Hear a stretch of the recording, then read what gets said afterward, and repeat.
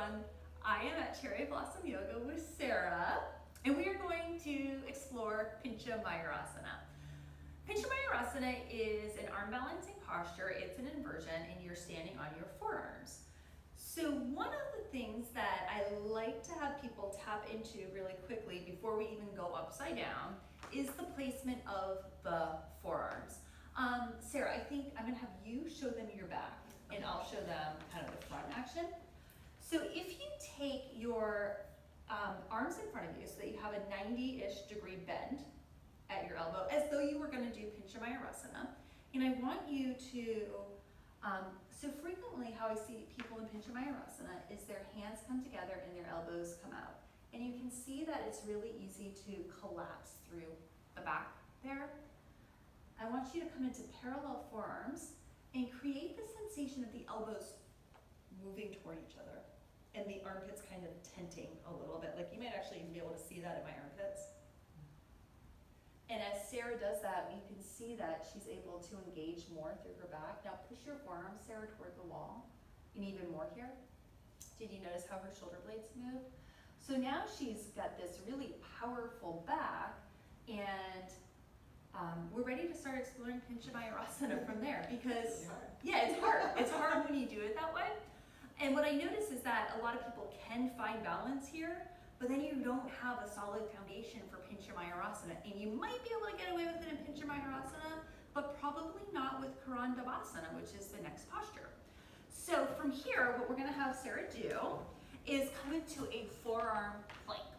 So now, it's a little bit easier than Pincha Mayurasana in the sense that you've got 4 points of contact with the floor, but from the perspective of strength, it's really not any easier. It might actually be a little bit harder.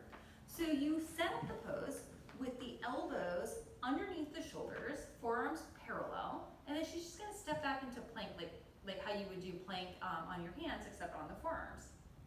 Look how she's got a nice doming of her back. She's engaged through there. And you can see her legs they're active, they're doing stuff. They're reaching in one direction, crown of the head reaching in the other direction. From here, she can start to walk her hips up, keeping the shoulders, look how nicely she's keeping her shoulders over her elbows, and she's pulling up through here. So at this point, Sarah is like 85% of the way into Pincha Mayurasana. And are you good to keep going, Sarah? Yeah, we'll try. So what I would have her do next is just, instead of kicking into it, kind of lift one leg up.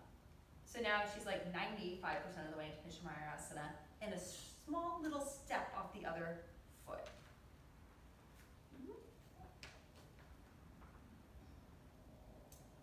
And almost, there you go. And then she's able to find the line. So we'll let her come down and kind of do it on her own, because sometimes, because it can be really hard when somebody else is instructing you through it.